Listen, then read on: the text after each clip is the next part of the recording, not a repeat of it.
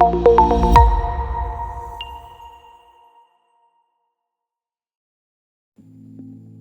everyone, I hope you're doing well. My name is John, and in this video I'm just going to be going over the builder task within Gaio.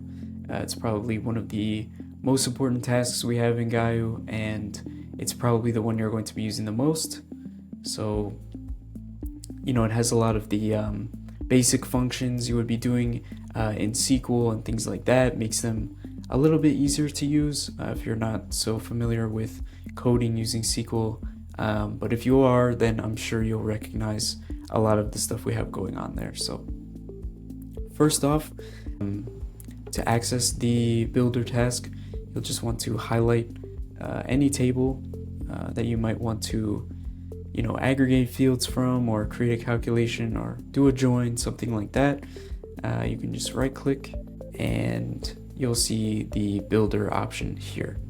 Another way you can add a builder is by highlighting a table and clicking this builder icon down here. You'll notice that when I unclick from this table that menu goes away. And finally, the last way you can access the builder task is by going to the tasks menu and clicking the builder icon at the top.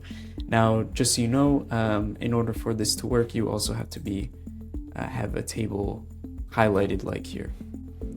And I have this sample application set up so we can check out the builder. So I'm just going to double click here, and I can make the window full screen just so it's easier to see everything. And so in the builder window, you'll see on the left, we have all of the columns from the table that we're trying to create the builder from. So coming from this temporary fact_sales table, and these are all the columns that are there.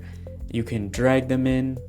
Like, I have some of these already, but just as an example, you can drag in columns individually, or you can click this add all button and all of the columns will be added into your new table. Now further, we have these two text boxes up here. So this one just kind of names the task. So right now it's called builder, but I can call it like ETL or something, so that when the flow runs, or maybe other people view my flow, they will better understand what's going on. And it changes this black text here. The subtitle will still be builder because that's just the type of task. This here is naming the end table. So you can see that it's called fact_sales. And if I was to add a TMP underscore to this, it would change the fact_sales table into a temporary table, as you can see here. And also, temporary tables also have this different icon, so you can see the icons are different. That's just kind of how you denote the difference between the two. And when it comes to adding columns, you can also filter. So I can say filter by date, whether it's greater than a certain value or a parameter, or I can even do some kind of a computed field here. I'm just going to get rid of that. You can do joins. I'm going to get into this a little bit later just to show a better example. You can group by, so any of these columns allow you to do any kind of aggregation. So distinct value, sum, average, distinct count, all of this kind of stuff. But in order for any of these to take place, say I want to sum my sale IDs. Actually, that doesn't make any sense. Maybe I want to sum the quantity here. If I go into the preview, I'll get an error because I need to be grouping by all of the columns that are not aggregated. So you can drag these in individually like this, or you can just click this button and it will add all of those fields. There's an error here because I'm doing this calculated field. So if I get rid of that, you can see that there's no more errors, but that's not what I'm trying to do here. So I'm just going to close without saving and reopen the builder.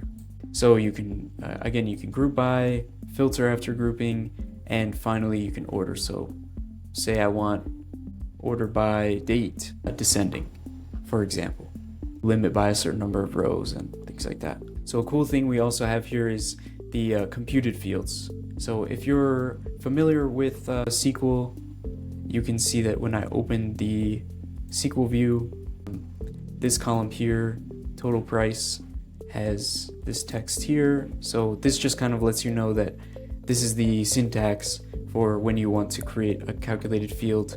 If you just click the edit button here, you can see that we're just rounding the column total underscore value to 2 decimal places. Now, all of the functions that you can use here are in ClickHouse syntax. So if you have any questions about specific functions or you're trying to do something a little bit more complex, I would recommend checking out the ClickHouse documentation for those kinds of things. Here it's just something simple, something easy for us to just show off the feature, things like that. And also in the computed field, you can change the name of the column and the data type. So any of the data types that you may want or need for your next table. And again, you can see the SQL view and the preview. This will just show the amount of rows that you put here, just very quickly if you're kind of iterating or doing something like that. It allows you to see the end table very quickly so you can make sure your calculations work, there's no errors and things like that before you do a final save or save and run on your builder. Finally, we have some options here for each column individually. So I already showed off the aggregation, but you can also change the name. So if I just want it to be sale instead of sale ID, I can do that, and I can also change the data type. So here it's an integer, but maybe I want it to be in a string format or something like that. You have the option to do that here, and the icon will also change. So if I change the sale ID to a string, for example, you can see that now it's blue and it has this string icon next to it. I'm just going to change that back real quick.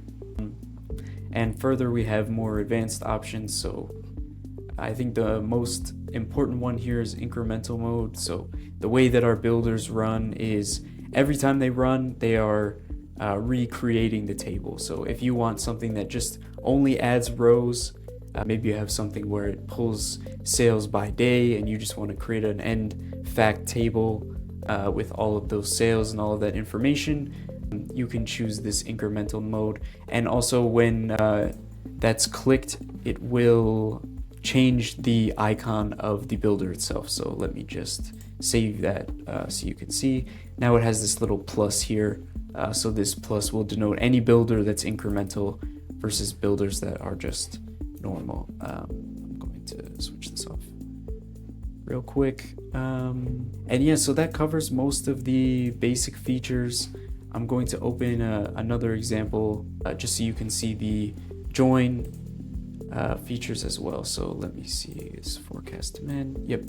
So here I have a simple join between my fact underscore forecast and my dimension underscore product tables. So if I go ahead and edit this relationship here, you can see that I've selected these two tables in the drop down, and I can change the column. I don't really want to do that, but basically this column that you're selecting is the primary key between both of the columns that will allow you to do a join between those two. So you can also do kind of a more complex computed join, and here you'll be able to change the type of join. So, whether it's computed, full, right, left, or an inner join. And when I confirm, you can also change that here by clicking here. So right join, left join, anything you need. If there wasn't already a relationship, you would just click add relationship, choose the table that you want, and the columns as well.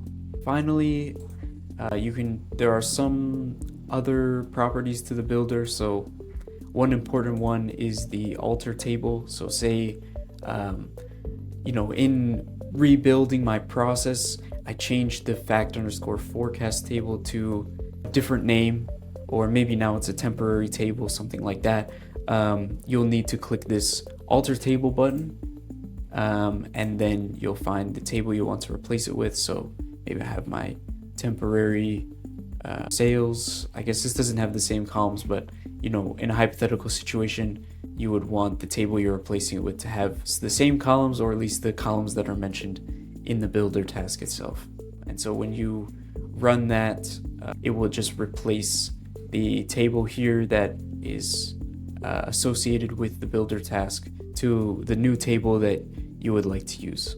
Finally, and we have this edit properties, and now this is kind of for any task that exists, but just because the builder task is so important, I think I want to mention it here. But basically what this allows you to do is change your execution rules. So we have these kind of basic stuff. So pause, do not execute task on complete process run. So when you click this icon here, or when there's a run process task, there's this which says stop process when error occurs in this task. So as soon as there's an error, basically the whole process will stop. So generally speaking, if you run the whole process, maybe if there's an error with one builder, it will still run the tasks afterwards, but this will keep that from happening. And this pause, if I just click this and click save, we'll have this icon there, so you'll know which tasks are paused and which aren't.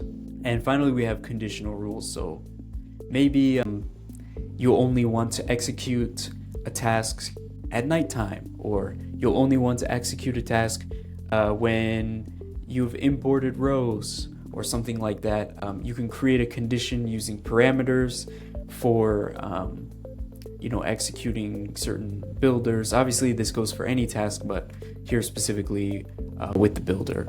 You can also change the description and view the JSON properties of the builder as well. Oh, it looks like I didn't save that. Pause. Yeah, so now the icon's changed. Alright, so that kind of concludes most of the basic features within the builder. I really hope this video is able to help you, but if you still have more questions, we'll have our documentation link below, and our support team is always willing to answer any of the questions you may have. Thank you so much for watching.